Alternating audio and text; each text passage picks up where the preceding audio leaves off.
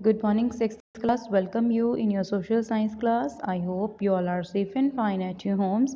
But as you know, we are reading chapter number 6 of geography. So let's start reading. Yesterday we completed till here, densely populated. Now we are going to start reading of the desert. The Thar Desert and rocky and sandy area covers a large part of Rajasthan to the west to the Aravalli mountain range. तो desert क्या होता है बेटा? बंजर भूमि जहाँ पे होती है, मतलब जहाँ पे सिर्फ रेत ही रेत होती है, ठीक है। तो एक रॉकी पथरीला और रेतीला एरिया जो राजस्थान के काफ़ी बड़े पार्ट को कवर करता है। कहाँ से कहाँ तक है? To the west of Aravalli mountain range, Aravalli mountain range के वेस्ट में है। It is an arid land with a very high temperature, तो ये एरिड लैंड है जिसका टेम्परेचर काफ़ी हाई होता है। एंड लिटिल एनुअल रेनफॉल, और रेनफॉल काफ़ी कम होती है। The desert has scanty natural vegetation, इसमें जो नेचुरल वेजिटेशन होती है उसकी कमी होती है, such as cactus and acacia, तो कैक्टस और अकेशिया की तरह के एक तरह की वेजिटेशन है जो वहाँ पे पाई जाती है। The great plateaus, when we move towards south from Gujarat great plains, जब हम साउथ की तरफ जाते हैं ग्रेट प्लेन से, there is a triangular land mass, वहाँ पे ट्रेंगुलर शेप के अंदर लैंड मास होती है, जगह होती है। It is known as great peninsular plateau, जिसको ग्रेट पेनिनसुलर प्लेट्यू के नाम से जाना जाता है। Its northern part is known as central highlands, इसका जो नॉर्दर्न पार्ट है उसको सेंट्रल हाईलैंड्स के नाम से जाना जाता है। It comprises of the Aravalli mountains, तो इसमें क्या कुछ है? Aravalli mountains, the Vindhya mountain and several small plateaus extending from west to east, और बहुत सारे प्लेट्यूज जो वेस्ट टू ईस्ट तक फैले हुए हैं। Narmada and Tapi river lying to the south of Vindhyas flow westward into the Arabian sea, और नर्मदा और तपी रिवर जो हैं, ठीक है, जो इसके साउथ में विंध्यास के साउथ में है, वो अरेबियन सी के वेस्टवर्ड की तरफ बहते हैं। Southern part of the plateau is called the Deccan plateau, जो प्लेट्यू का साउथ वाला एरिया है उसको डेक्कन प्लेट्यू बोलते हैं। It is a triangular in shape, तो इसकी शेप क्या है? ट्रेंगुलर है। The Western Ghats run along the coast of the Arabian sea, तो वेस्टर्न घाट के बिल्कुल कोस्ट के साथ साथ अरेबियन सी के चलते हैं ये।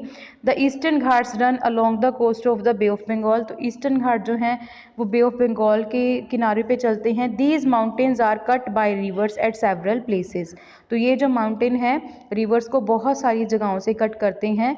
The entire plateau region is rich in minerals, तो बहुत बड़ा जो एंटायर प्लेट्यू रीजन है वो मिनरल्स के अंदर काफ़ी रिच है। Next coastal plains, the eastern coastal plains are broader, तो ईस्टर्न वाले जो कोस्टल एरिया हैं, समुद्र के किनारे वाले एरिया, ये ब्रॉडर चौड़े हैं।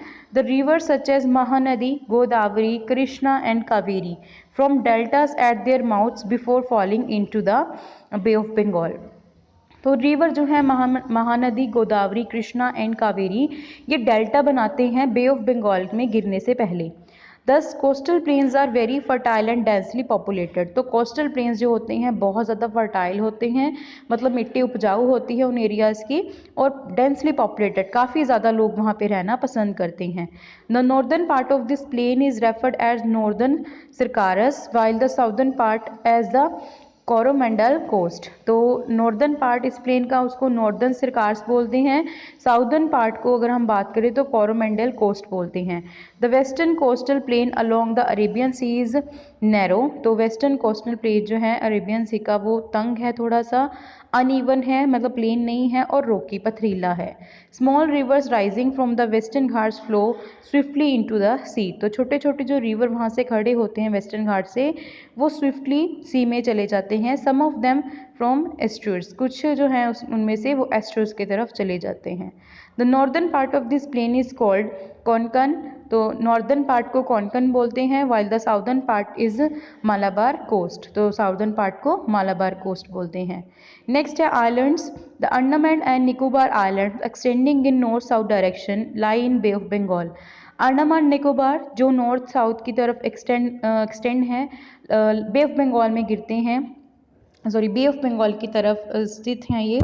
They are the upper part of the submerged hill तो सबमर्ज्ड हिल का ऊपर वाला एरिया है, they are large in size, बड़े हैं साइज में।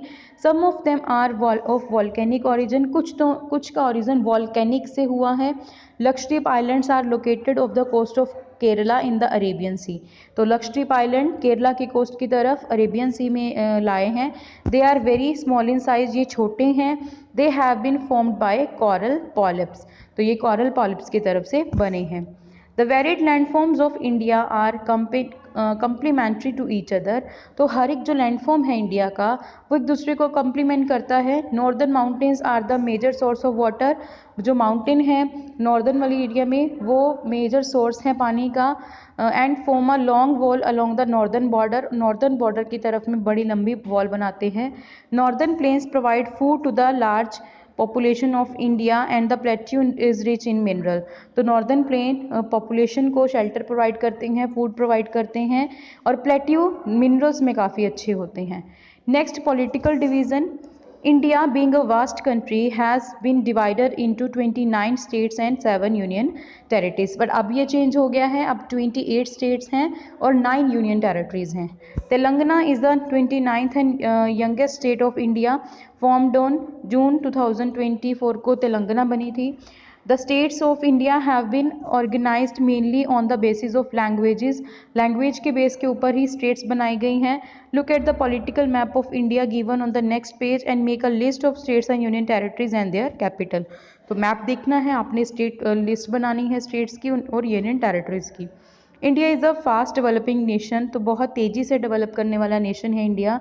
People of India have the spirit of tolerance and brotherhood, जो इंडिया के लोग हैं उनके अंदर बर्दाश्त करने की, ब्रदरहुड की, भाईचारे की फीलिंग है।